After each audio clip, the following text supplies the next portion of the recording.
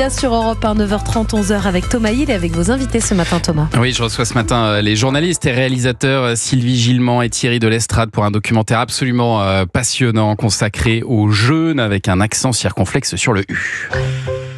Simple effet de mode, sans fondement scientifique, voire dangereux, ou vraie solution pour soulager et guérir des maux créés par notre mode de vie. Depuis une dizaine d'années, des chercheurs de plus en plus nombreux explorent les effets thérapeutiques du jeûne et révèlent des mécanismes inédits du fonctionnement du corps humain.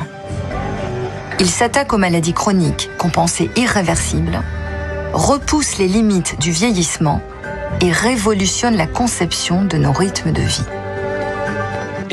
Ces 10 dernières années, grâce à de nombreuses études cliniques randomisées, on a vu plus de progrès dans la recherche sur le jeûne que probablement au cours des 2000 dernières années. Le jeûne, enquête sur un phénomène, ce sera diffusé samedi à 22h25 sur Arte. C'est déjà d'ailleurs disponible sur la plateforme d'Arte. Et vous avez voulu, Sylvie Gilman et Thierry Delestrade, nous montrer les dernières avancées scientifiques et puis peut-être balayer au passage quelques idées reçues qu'on peut avoir sur cette pratique, notamment en France où il y a une vraie résistance du corps médical, beaucoup plus qu'en Allemagne d'ailleurs. Oui, c'est très surprenant. En fait, on avait réalisé un premier documentaire qui avait été diffusé en 2012 sur Arte, sur le jeûne déjà. Et le film a été diffusé plusieurs fois. Ça a été un immense succès à l'époque. 10 millions de vues. Voilà. Et au fil des diffusions, en fait, il y avait de plus en plus de personnes qui s'intéressaient au jeûne. Il y a des médecins aussi français qui s'y sont intéressés. Et puis, depuis quelque temps, on entendait des petites voix discordantes des autorités de santé. Il n'y a pas assez d'études, attention à la fonte musculaire, le jeûne, ce serait la porte ouverte aux dérives sectaires. Enfin voilà, des voix se sont élevées. Et c'était quand même très troublant de voir que, parallèlement à ça, nous, on avait continué à suivre les études. On voyait qu'il y avait de plus en plus de publications, que en Allemagne, quand on traverse la frontière, on voit qu'en Allemagne, c'est totalement différent. C'est-à-dire qu'aujourd'hui, il y a 6 hôpitaux universitaires qui proposent des cures de jeûne encadrées médicalement donc aux patients allemands. C'est remboursé par les systèmes d'assurance santé. Et en France, bien les médecins qui s'y intéressent, ils ont des problèmes. Ils ont créé une académie médicale du jeûne. Ils sont convoqués par les conseils de l'ordre qui leur disent qu'est-ce que vous faites, c'est pas sérieux. Donc nous, on a eu envie. Peut-être justement parce qu'il y a eu aussi ces dérives sectaires. Et elles existent ces dérives-là. Alors. Je sais pas si le jeûne, peut-être c'est une porte d'entrée, mais en tout cas, nous, de ce qu'on a pu constater, on n'a pas vu dans les centres qui proposent des jeûnes encadrés. Vous êtes allé dans un centre très spécifique, en Allemagne, avec des médecins. Oui, et justement, en fait, ce qui est dommage, c'est qu'en France, aujourd'hui, les médecins qui veulent sécuriser la pratique, parce que oui, il peut y avoir des charlatans qui font n'importe quoi. Et à cause de ça, ça jette le discrédit sur toute la pratique, alors qu'il y a des gens sérieux en France qui aussi s'y intéressent, sont allés en Allemagne, se sont formés auprès des Allemands, et veulent proposer des jeûnes encadrés sérieusement, médicalement aux Français. Et alors vous avez suivi justement Stéphane, un Français qui va faire un jeûne de 2 semaines en Allemagne.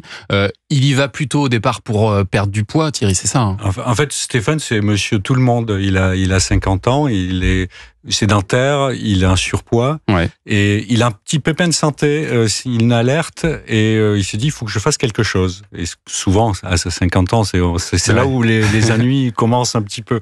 Et il connaît quelqu'un qui est allé jeûner, qui lui dit mais va jeûner. Vas-y, tente le coup. Et donc la cure, elle commence par des examens qui sont pas fameux pour lui, parce que alors non seulement il est en surpoids, ça il le savait, mais en plus il découvre qu'il souffre de prédiabète, de stéatose, donc il a un foie gras.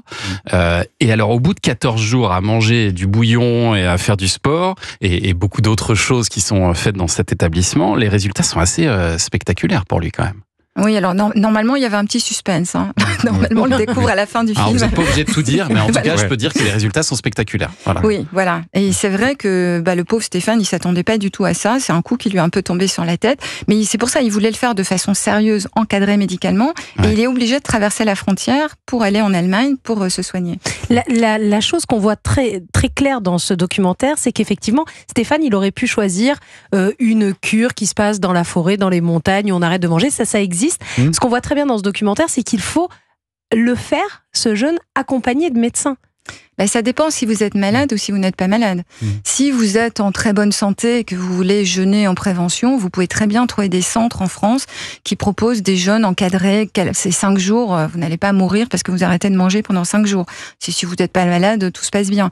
Après, si vous prenez des médicaments tous les jours, que vous êtes malade, bien évidemment qu'il faut que ça soit encadré. Et quand il arrive en Allemagne, Stéphane, il passe des analyses de sang, voilà, il va être déclaré apte à jeûner après un bilan sanguin. Et alors là, ce sont des effets, j'allais dire, les effets presque les plus évidents du jeûne. On mange pas, on perd du poids, on allège son foie, ça paraît assez logique. Mais là où votre documentaire, Sylvie Gilman et Thierry de L'Estrade, va plus loin, c'est quand il analyse les recherches scientifiques qui montrent qu'en fait le jeûne aurait des effets sur de nombreuses maladies, notamment tout ce qui est maladies inflammatoires, comme l'arthrite, les allergies, l'asthme. Vous parlez aussi des rhumatismes, d'hypertension, maladies cardiovasculaires.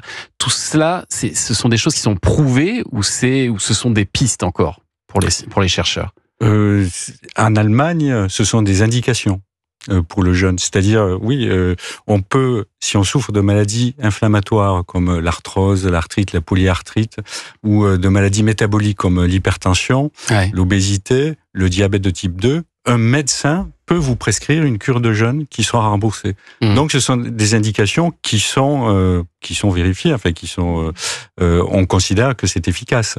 La preuve scientifique, ensuite, il y a des chercheurs qui, en Californie ou ailleurs, on fait des études sur le changement épigénétique qui se passe pendant un jeûne. Donc, c'est très pointu. Et on arrive vraiment à montrer qu'il y a des changements radicaux qui se passent pendant un jeûne et qui entraînent des processus d'autocorrection du corps. D'autocorrection du corps. J'allais dire d'auto-guérison, mais ça peut-être aller trop loin. Mais en tout cas, des processus. Et c'est intéressant de les explorer. C'est ce qu'on voit. Pardon, on va continuer à en parler dans un instant, je vous le promets, parce que vous allez rester avec nous. Mais d'abord, il y a le journal des médias qui arrive tout de suite. Oui, le journal des médias de Julien Pichenet. Et ce matin, une bonne nouvelle dans ce journal des médias. Les résidents des Outre-mer vont pouvoir finalement voter pour la finale de la Starac sur TF1. On en parle dans un instant sur Europe 1.